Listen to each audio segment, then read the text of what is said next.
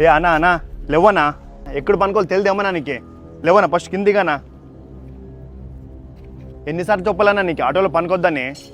బుద్ధి ఉందా లేదా నీకేమన్నా? ఎన్నిసార్లు చెప్పాలి నీకు ఆటోలో పనుకోద్దని? ఇంకోసారి ఆటోలో పనుకుంటే బాగుండు చూడే. పద ఫస్ట్ పద. అన్నా బస్ స్టాండ్కి వస్తావా? వస్తానన్నా. ఏంటన్నా వాడిని అలా తిట్టావు?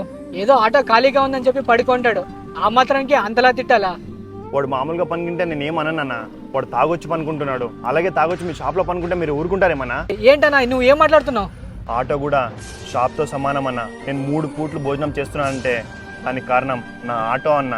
ఆటోలోనే తాగి ఆటోలో పనుకుంటే గలీజ్ కస్టమర్ ఎలా వస్తారన్నా? సారీ అన్న, తప్పుగా మాట్లాడాను. పర్వాలేదన్నా, ఒక్క నిమిషం నా ఆటో క్లీన్ చేస్తాను. ప్రతి ఒక్క ఆటో డ్రైవర్స్కి తన ఆటోనే దేవుడితో సమానం. వీడియో నచ్చితే ఒక ఫాలో చేయండి.